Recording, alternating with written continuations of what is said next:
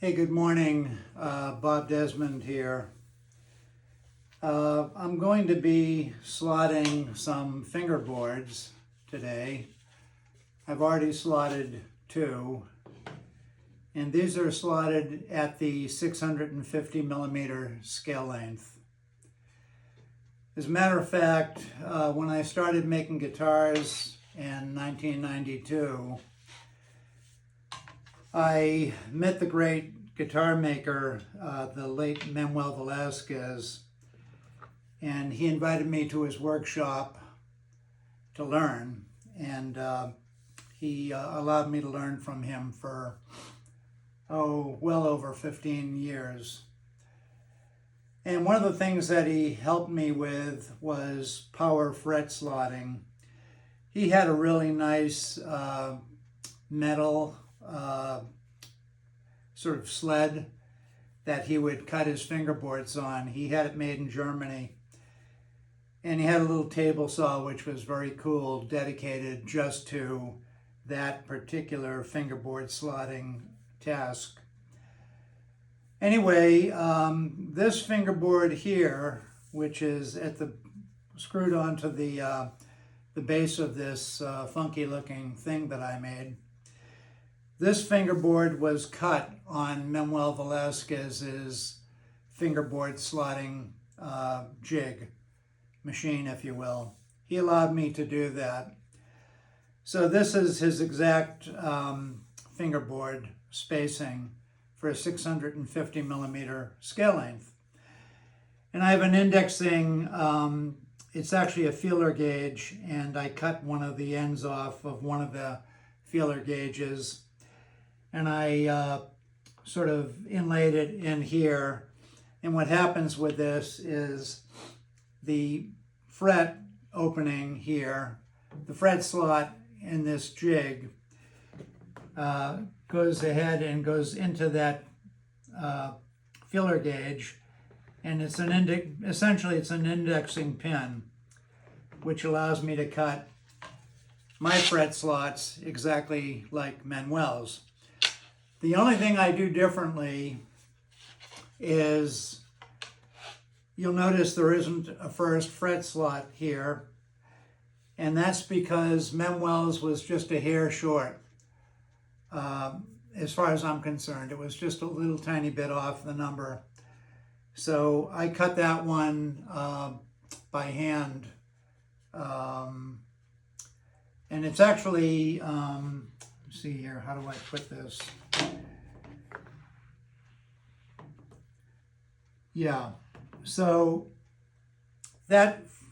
it's really not the first fret slot, it's the end of the fingerboard. Let me make a correction. This, in fact, is the first fret slot, fret number 1. What I cut by hand is the end of the fingerboard. In this case, 36.5 millimeters from the center of the first fret. So here's the first fret. I measure back 36.5, I square it up, and I cut it.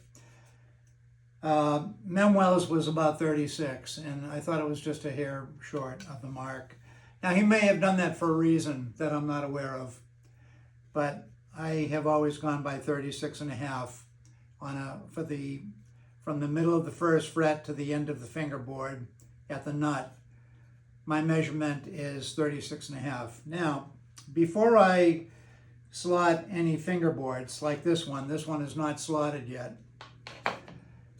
You'll see CR, which means crown, and this would be the concave side of the board. I always put the board flat down on a surface to see which side is slightly high and which side is not. And so I find the crown, that would be the high side. Usually it's just thousandths of an inch, unless the board's really out of whack, and then I won't use it. I've already sanded these on my great Woodmaster sander, my 2675 Woodmaster sander. I've sanded them from 8 millimeters down to just above 7. I always start just above 7, maybe 7.2 millimeters. and I try to flatten them out and so on. And once I establish which is the crown and which is the concavity, when I glue the fingerboards on, I want the concavity to be up, okay? It's very, very, very small, but I want it to be up. And I have my reasons for that. The first thing I do after I sand the board is I true up the left edge of the board, because this is a perpendicular system. I want to start with a perfectly straight edge, because this edge is going to go up against the jig, and obviously it has to go up against the jig perfectly. So I generally put this up against a machined ruler, a really nice expensive ruler I have, which is machined to very high tolerances. I hold it up to the light and I see if there's any gap, and then I actually hand plane it. I hand plane it and I check, and I hand plane it and I check, and I remove as little as possible because I want this board to be as wide as possible. Okay, because I use a slightly wider fingerboard than some guitar makers. So in any case, I plane it by hand. Then I have a shooting board that I put it on, and I have a steel bar, which is 1 inch square by 1 inch by 1 inch, and it's about, I don't know, 3 feet long, 3.5 feet long. It weighs a ton, and on one edge of that machined bar, I have emery paper, 100 grit, and I replace it when it gets worn. I stick it on there with rubber cement. On that shooting board, I have it set up where I can move that bar back and forth. I mark this first with a piece of chalk all the way down, and I can see exactly that I'm sanding perfectly. And once it's perfectly true and straight and square, I put it back on the ruler, I check it, and it's usually perfect. At that point, I'll put a machiner's square, engineer's square on here. Actually, I take it back. I use an 8-inch Marples wood square, very high quality wood square. I put it on here, I draw a line at the end, maybe 1/4 inch from the end. I have plenty of length on the fingerboard, so I don't worry about it.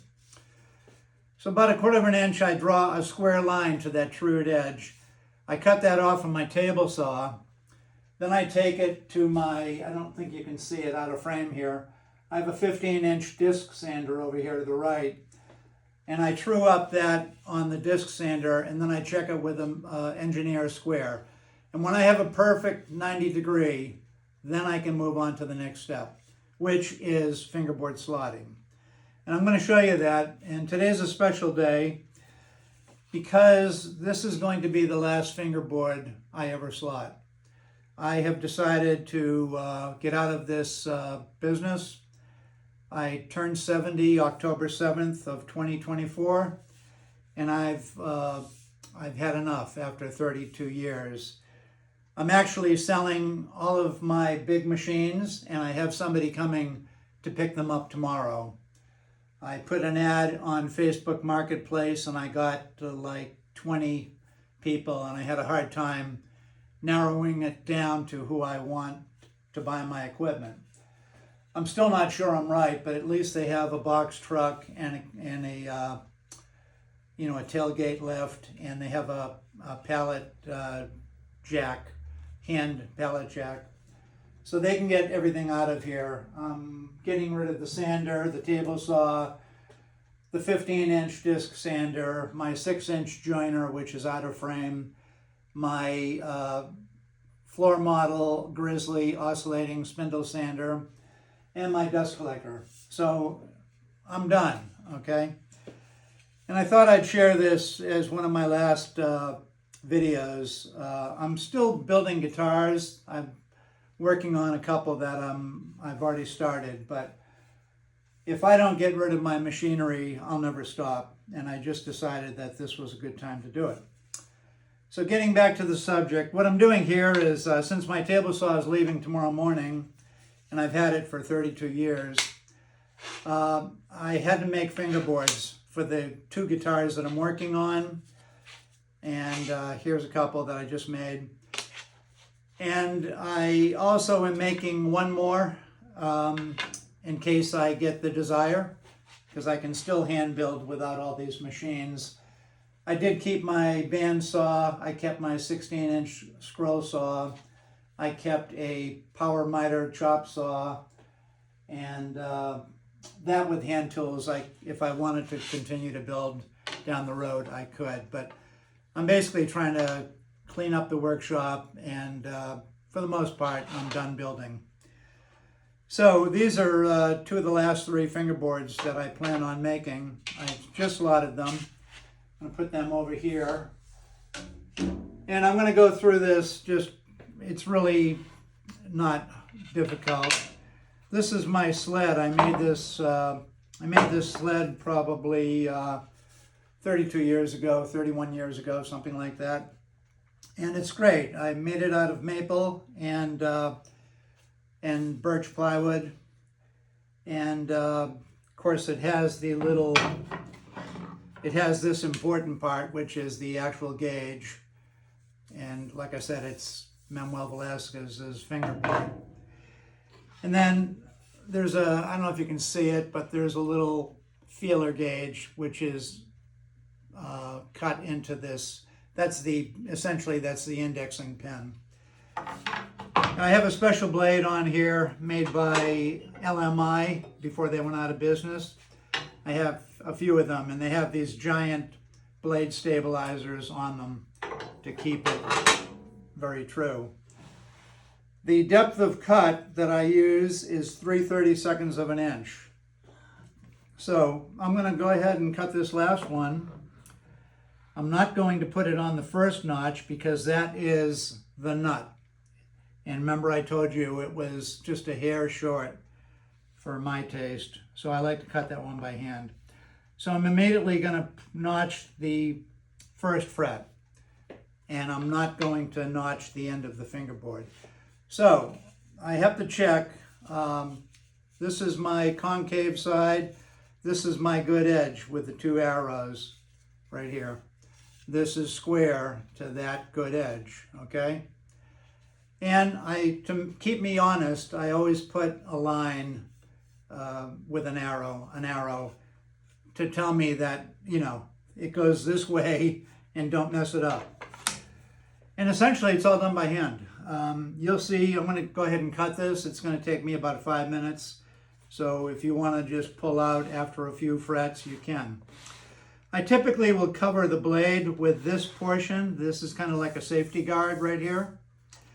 And this little arrow-shaped thing tells me, really where the blade is right there. And you'll see me wet my fingers. I like to have wet fingertips when I do this. I make sure that this part is indexed properly up against this stop. Okay, and this stop is mahogany. And I have to make sure the fingerboard is in all the way. So once I'm happy with that, I'll turn on the table saw. No dust collection on this, it's not necessary. Okay, make sure everything's in. I'm square, I can feel it. I'm always pushing with the same pressure, and I go quite slow.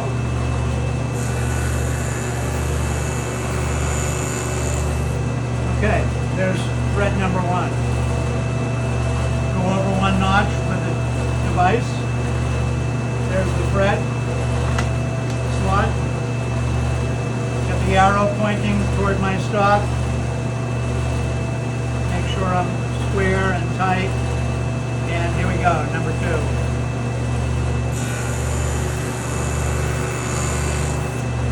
Okay, pull it back so that this covers the blade.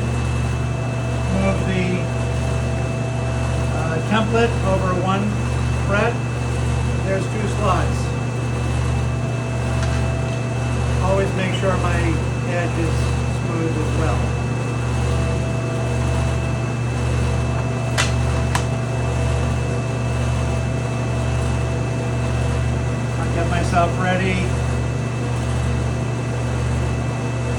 Okay, here we go.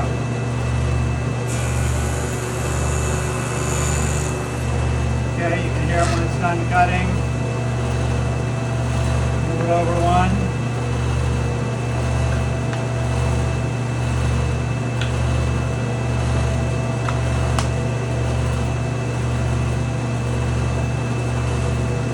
Also pushing down this way, because remember this fingerboard is very, very slightly concave.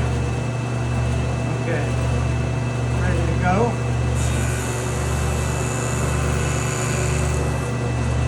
And I can smell it cutting. Definitely smell ebony. Now I got 4 slots.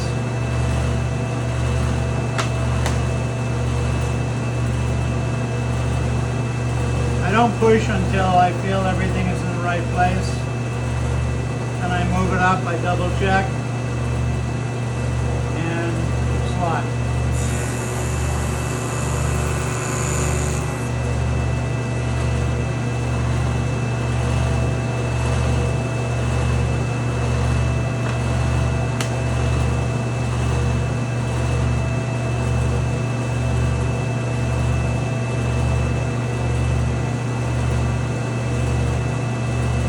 Okay, here we go.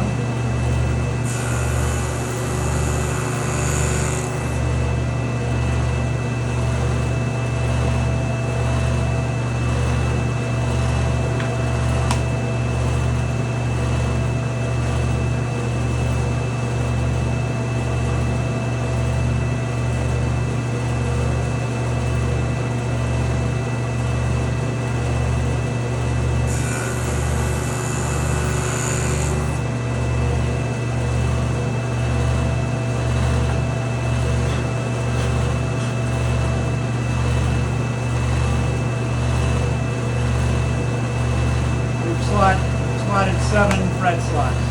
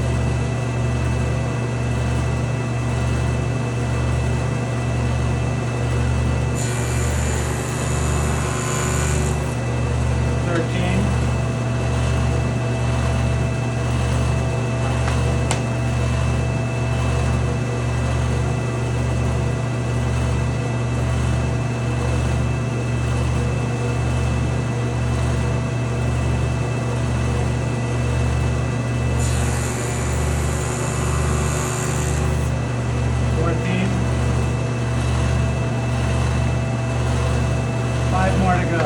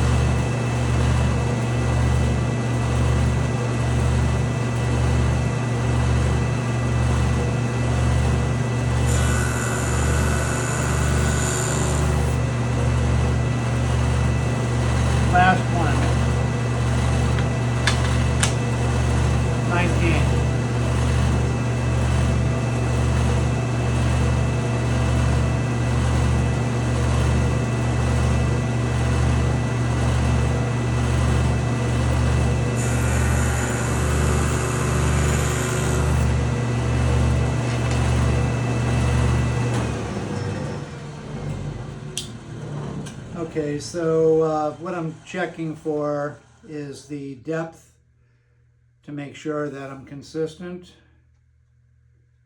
And I can do that by eye. And it looks good.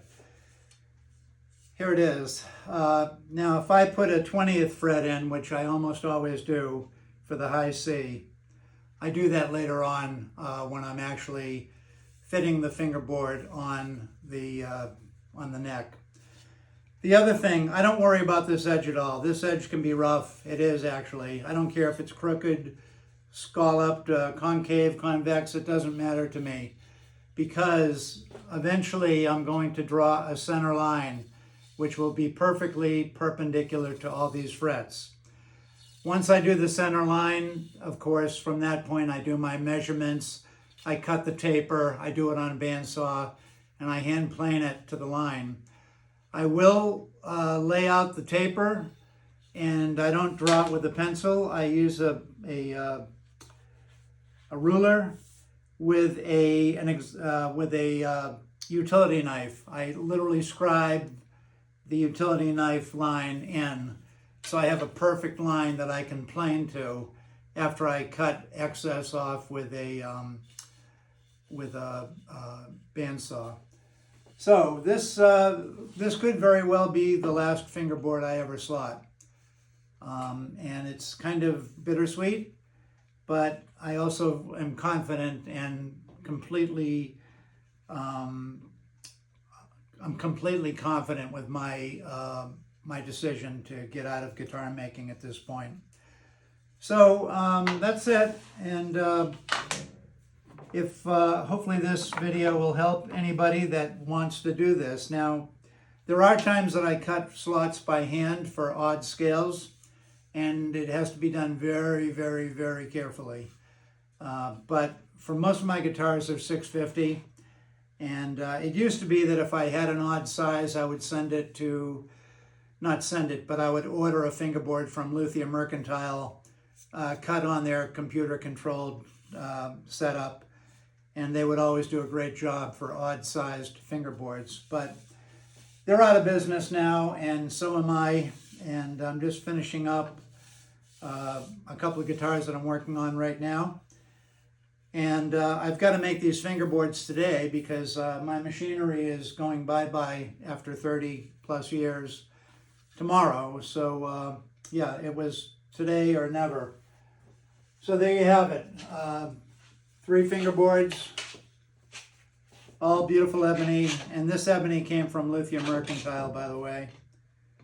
Beautiful ebony, and thickness sanded to about 7.2 millimeters, and all of my final sanding is done by hand after the fingerboard is glued on. Okay, have a good day. Bob is out.